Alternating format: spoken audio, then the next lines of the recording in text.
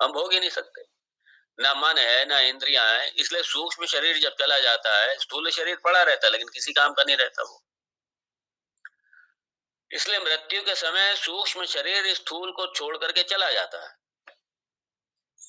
वो अपने कर्म का पिटारा लेकर के चला जाता है, सूक्ष्म शरीर विदा हो जाता है और स्थूल शरीर पड़ा रहता है। स्थूल शरीर कुछ कर ही नहीं सकता। इसलिए सूक्ष्म शरीर जो है ना, यही भोग, हाँ, ये यही सुख दुख आदि भोग साधनम। सुख, अब यहाँ पे इसीलिए कहा भोग तो सुख आदे अनुसाधनम। इसी तत्वबोध की ही बात को भगवान ने बस पोएटिक ऑर्डर में रख दिया बस। तो ये जो 17, ये सूक्ष्म शरीर के जो 17 पार्ट हैं, ये सारे के सारे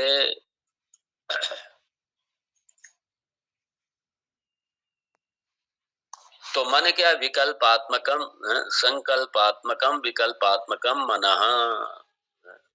जो संकल्प विकल्प उठते हैं। और बुद्धि क्या, निश्चयात्मिका बुद्धि ही। बुद्धि और ज्यादा सटल, मन से भी सटल है बुद्धि, और सूक्ष्म है।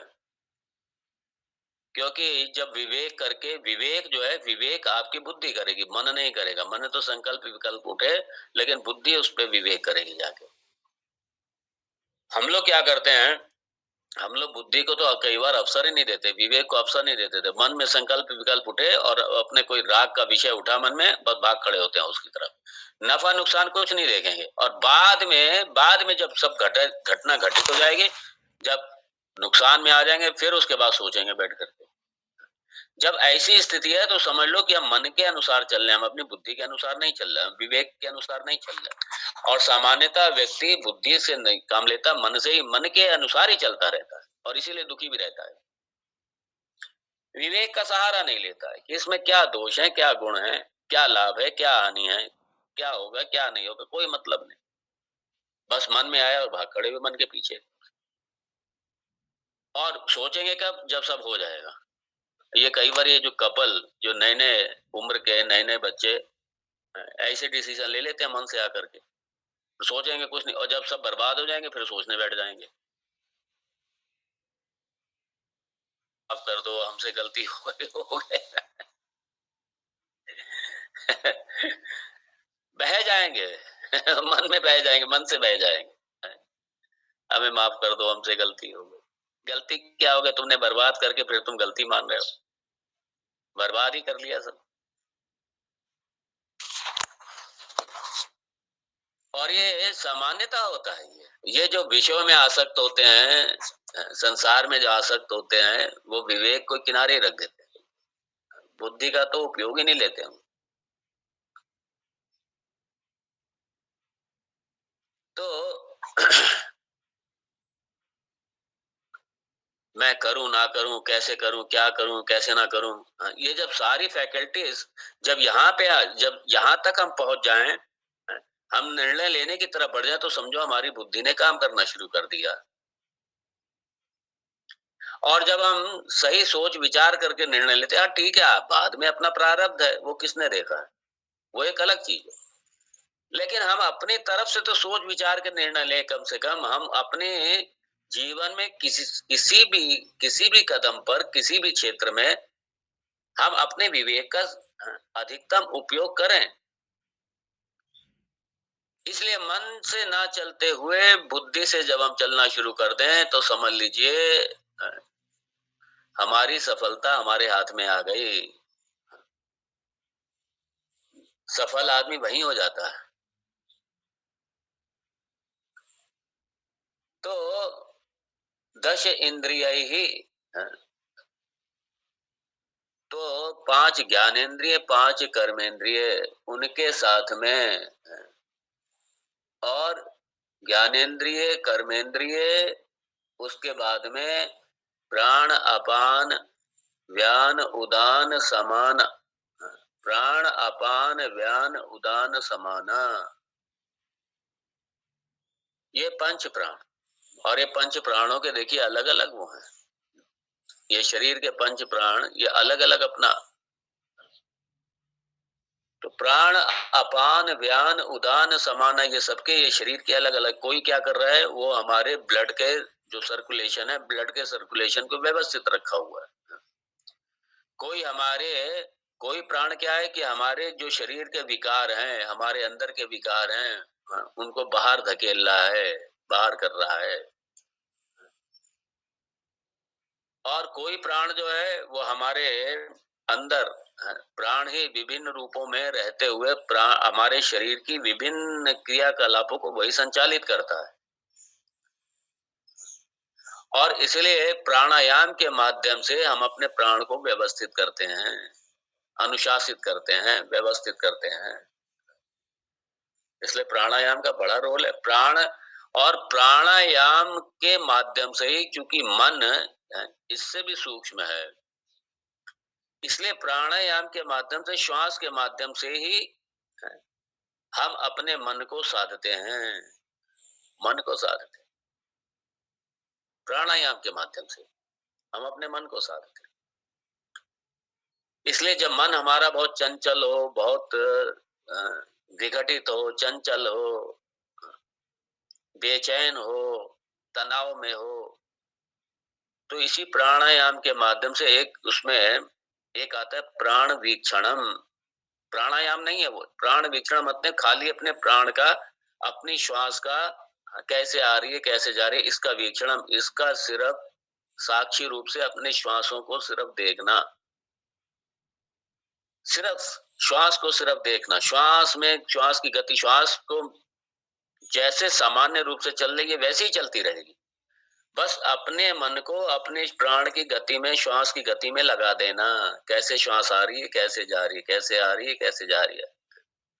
कुछ राउंड कीजिए, मन एकदम शांत हो जाएगा, एकदम शांत, तनाव से मुक्त हो जाएगा, एकदम शांत हो जाएगा। तो प्राणायाम एक बहुत बड़ा एक अपने, ये प्राणायाम जो है, प्राणायाम के माध्यम से हम अपने मन को नियंत्रित करते हैं, मन को साधते हैं प्राणायाम के माध्यम से।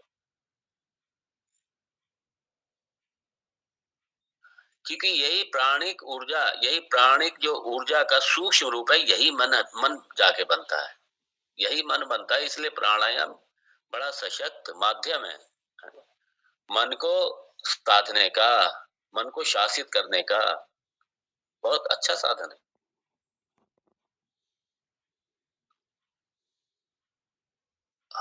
और ये तो जो हमारे ये फिजियोलॉजिकल फंक्शन, हमारे शरीर के अंदर फिजियोलॉजिकल फंक्शन, ये हमारे प्राण ही इसको संचालित करता है, प्राण निर्धारित करता है इसको।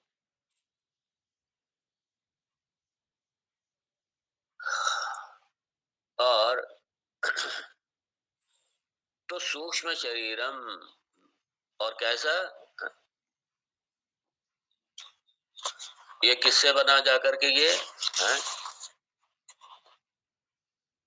अपंचीकृत भूत संभवम, अपंचीकृत, सटल एलिमेंट्स, सूक्ष्म तत्व, जिनका भी पंचीकरण नहीं हुआ, सूक्ष्म अवस्था में, मूल अवस्था में, यही पंच तत्व, और इन्हीं से ही मिलके बनता है। और इसमें तो तत्वबोध में तो फिर बाद में बहुत विस्तार, थोड़ा और आगे डिटेल में भी है, हाँ? कि मन कैसे बनता है, फिर इंद्रियां कैसे बनती हैं, किस तरीके से उसमें बनती है।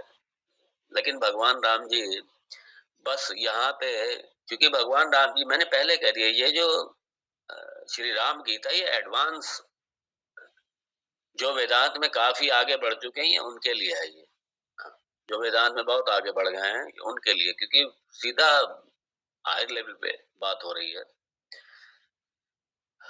और भगवान राम जी ये सोच, भाई लक्ष्मण जैसा शिष्य भी तो है ना, लक्ष्मण कोई ऑर्डिनरी थोड़ी है, शेष का अवतार है, वो भी कोई ऑर्डिनरी नहीं है भाई, वो भी भगवान ही है, वो भी साक्षात देव हैं। तो भोक्तु, भोक्तु, भोक्तु क्या, ये जो जीव, जो भोक्ता है, ये भोक्त जीवात्मा है, जो जीवात्मा है, जो भोगने के लिए जिसको मिला हुआ है। और ये जीवात्मा मतलब क्या, ये मिक्सचर किसका मिक्सचर? ये रिफ्लेक्टेड कॉन्शियसनेस,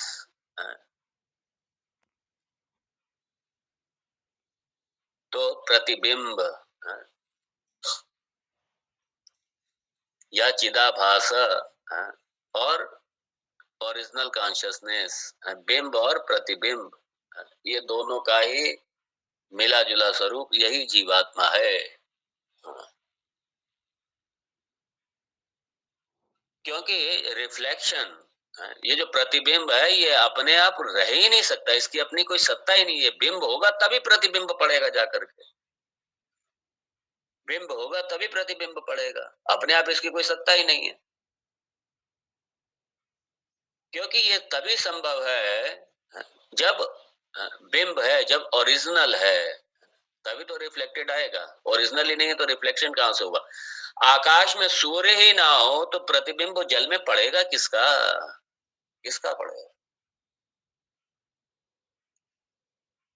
इसलिए ये जीवात्मा ये दोनों का मिक्सचर, बिंब और प्रतिबिंब। बिंब बिना प्रतिबिंब नहीं हो सकता, और प्रतिबिंब भी तब पड़ेगा जब रिफ्लेक्टिंग मीडिया होगा। बिना रिफ्लेक्टिंग मीडियम के, बिना उपाधि के पड़ेगा प्रतिबिंब किस पर? पड़ेगा ही नहीं किसी पर।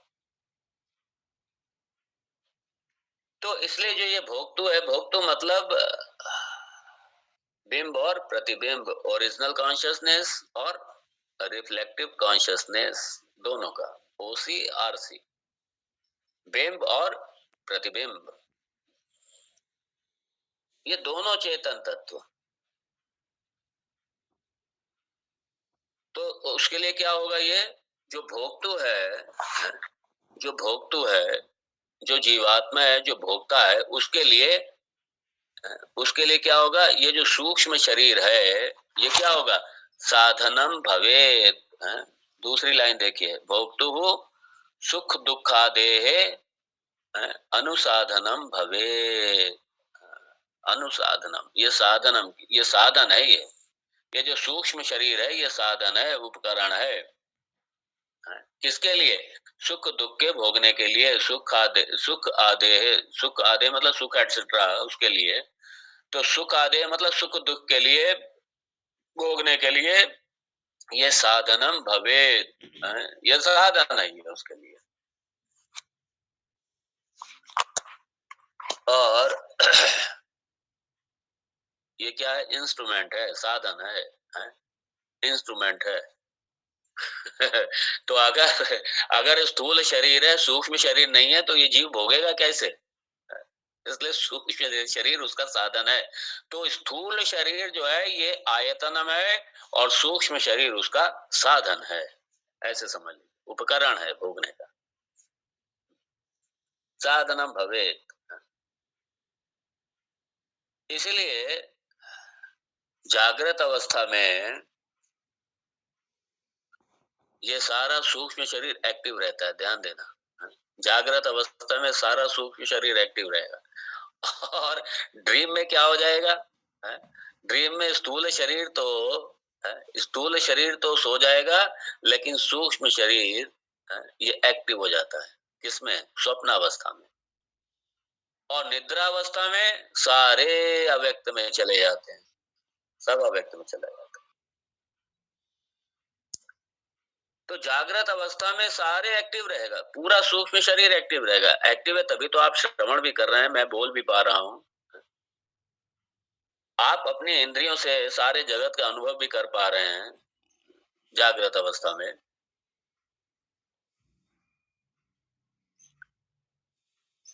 क्योंकि सारा सूक्ष्म शरीर जागृत है, सूक्ष्म शरीर अभी सोया नहीं है, जागृत है।